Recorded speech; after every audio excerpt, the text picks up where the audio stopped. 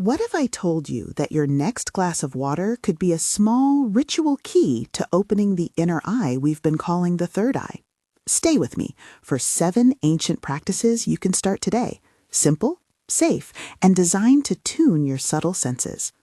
I'm speaking as someone who's practiced these little rituals, adapted them for modern life, and seen how consistent acts of attention reshape how people feel inside. I'll walk you through each practice, why it matters for the pineal or inner lamp, exactly how to do it, what to watch out for, and how to weave them into one gentle morning routine.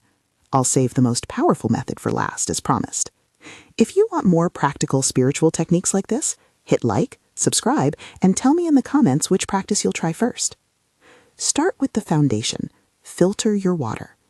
The body's fluids are the medium of our subtle experience, and many traditions speak of water as a carrier of memory and intention. Practically speaking, impurities and chemical additives can interfere with taste and the simple pleasure of drinking.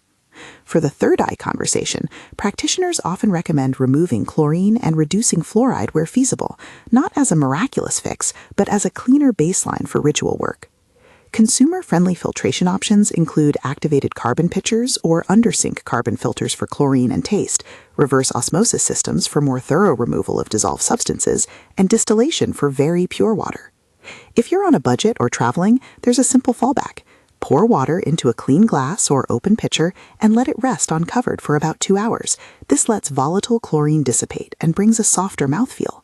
Safety note: if you're considering a large household system or have specific water quality concerns, consult a local water specialist or the product manufacturer for installation advice. Don't attempt advanced plumbing changes on your own.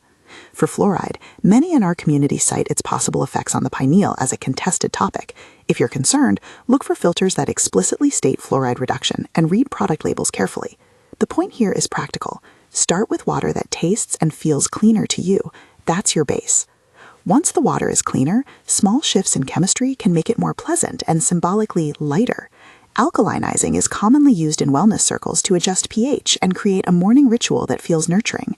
2 gentle, accessible methods are lemon and a pinch of baking soda. For lemon, squeeze half a lemon into a cup of filtered water and drink in the morning. Lemon tastes bright, signals wakefulness, and for many people it's a meaningful daily marker.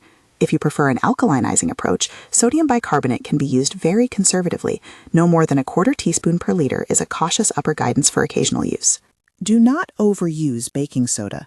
Excessive sodium or alkalinity can be risky if you have high blood pressure, heart disease, kidney issues, or are pregnant. Check with your healthcare provider first. Another pleasant option, a cucumber and mint infusion. Slice cucumber and a few mint leaves into a pitcher of filtered water, let it sit for an hour, and sip through the morning. These are simple, accessible ways to start the day with a sip that feels intentional and clear. Remember, the symbolic act of preparing your water matters as much as the chemistry. The third practice is programming the water with intention. This idea has become well known partly through the work of Masaru Emoto, a researcher known for water crystallography experiments. His photographs and claims are controversial in mainstream science, but deeply influential among spiritual practitioners who see water as sensitive to thought and feeling. Whether you accept Emoto's findings as literal proof or as a poetic pointer, the ritual can be powerful because it trains your attention. Here's a repeatable ritual. Choose a clean glass or jar of filtered water, hold it gently in both hands, and spend 30 to 60 seconds speaking or thinking a clear phrase. Words like clarity, awaken, or thank you work well. You can whisper the intention aloud, sing a short phrase, or simply hold the water and breathe while visualizing light moving into the center of your head. If you want a physical label, write one-word reminders like clarity or open on a small piece of paper and place it near the jar. Many ancestral traditions used symbols and words to mark offerings. Safety and accessibility. This practice is harmless, tactile, and especially useful for people who need a mental anchor in the morning. Over time, the ritual trains your nervous system to associate the act of drinking with focus and receptivity, and that consistent association is what many practitioners describe as awakening at a subtle level. Next, solarized water, a practice that taps into an ancient relationship between light and life. Many cultures used sunlight to bless objects or medicines. Egyptians and Indians, among others, often available sunlight as part of preparation rituals. For a modern, safe version, use a clean glass bottle, clear or colored glass, fill it with filtered water, and place it in morning sun between approximately 6 a.m. and 10 a.m. for around 3 hours. If you want a symbolic nudge toward the third eye, consider blue or violet glass as a visual cue. These colors have long been associated with the brow center in esoteric systems. Important safety notes. Use glass only. Never leave plastic in direct sun with drinking water because plastics can leach chemicals when heated. If it's very hot where you are, avoid prolonged midday sun to prevent overheating. Morning sun is gentler and full of the softer, wakeful spectrum. Solarizing is both a physical and symbolic act. The water warms slightly, the light dances, and you've created a small altar of illumination. Many people find this turns a simple cup into an offering to their inner clarity. Practice 5 is crystal-charged water, a traditional method updated for safety. Certain stones like amethyst and clear quartz are commonly used because they're non-toxic and widely available. The simplest, safest method is indirect charging. Choose a clean glass jar and a clean crystal. Amethyst or clear quartz are recommended.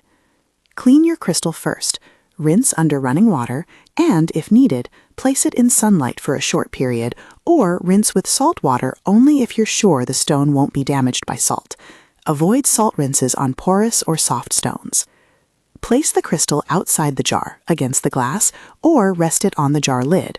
Alternatively, put the crystal in a small, sealed glass vial and submerge that inside a larger jar of water. Leave the arrangement for 4 hours or overnight. If you do place a crystal directly in the water, be absolutely sure the stone is non-toxic. Never use minerals known to leach harmful elements. For example, malachite or pyrite are not safe in direct contact with drinking water. When in doubt, use the indirect method. Clean your crystals weekly and rotate them through sunlight or moonlight for energetic hygiene. Crystal-charged water can feel resonant because the act of choosing and caring for a stone is itself a meditative practice. Again, the ritual focus is what many report as meaningful change rather than any guaranteed physical effect. Now we move beyond water to a daily inner practice that primes the system, breathwork and meditation. Breath is ancestral. Yogic traditions like pranayama have used controlled breathing to move subtle energy for thousands of years. Greek and shamanic lineages also used breath to enter altered states. For a short, accessible routine to do before you drink your prepared water, sit comfortably for 5 to 10 minutes.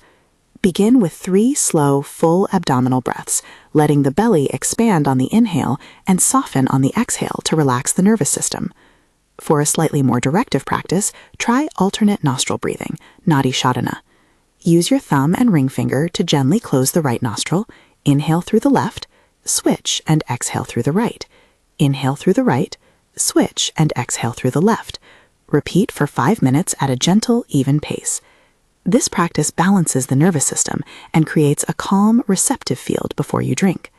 If pranayama feels unfamiliar, simply commit to 5 minutes of mindful breath. Count to 4 on the inhale, hold briefly, and exhale to a count of 6. Safety notes. If you have respiratory or cardiovascular conditions, or if you're pregnant, modify the practice and consult a qualified instructor or healthcare provider. These are subtle practices meant to calm and tune, not replace medical care. Finally, the 7th practice, and the one I consider the most potent for immediate perceptual shifting, sound and vibration. Ancient cultures everywhere used voice and instrument to alter consciousness. Chanting, droning, bowls, and tuned bells were part of temple life in India, Greece, Tibet, and beyond. Sound organizes water and the body in a way that's both felt and heard.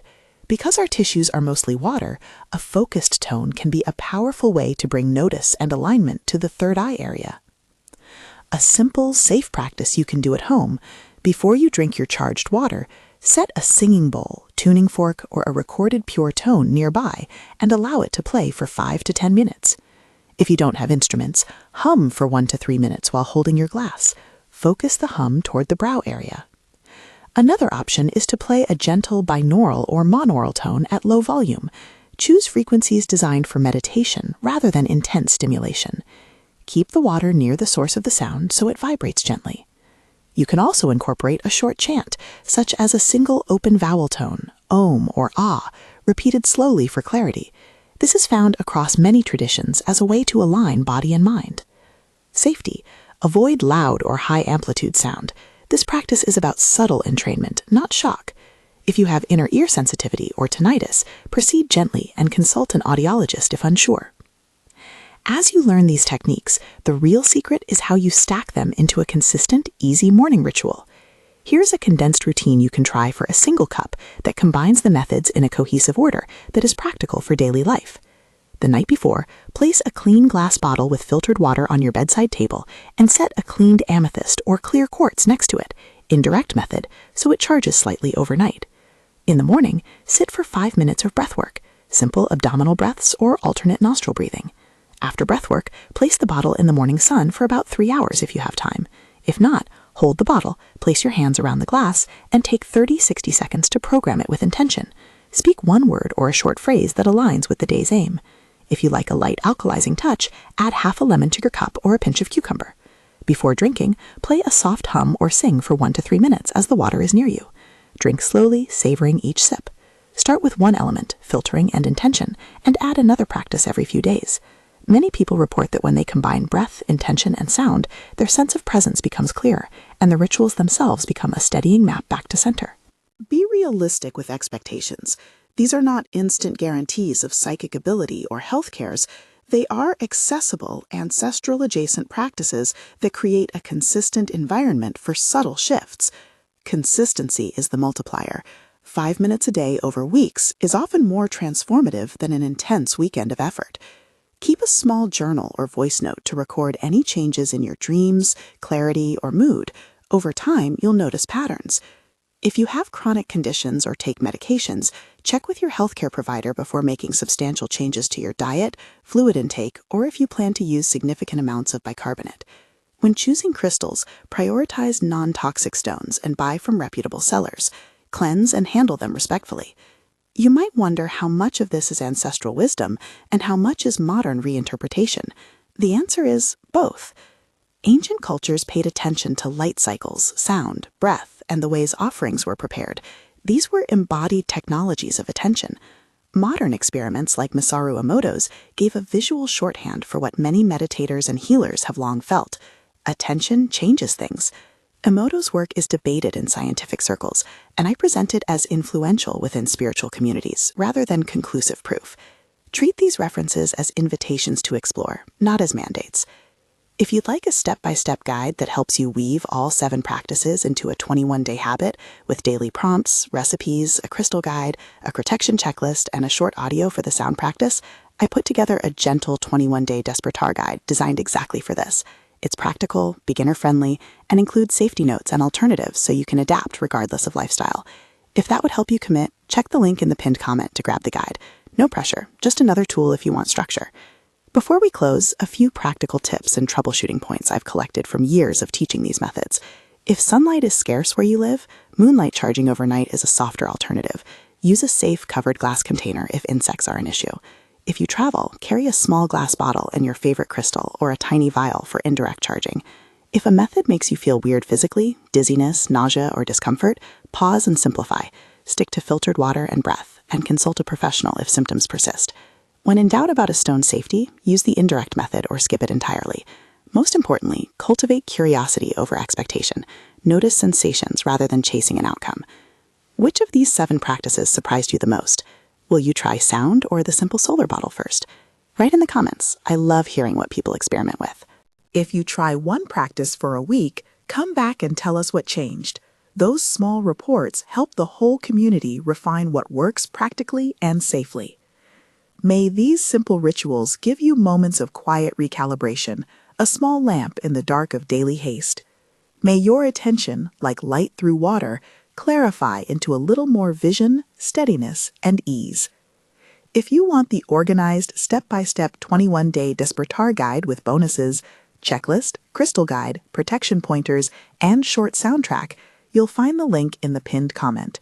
Be gentle with your practice, and remember, small, consistent acts are the ones that open doors. Thank you for sharing this cup of attention with me. May your days be clearer, your dreams kinder, and your inner lamp shine steadily.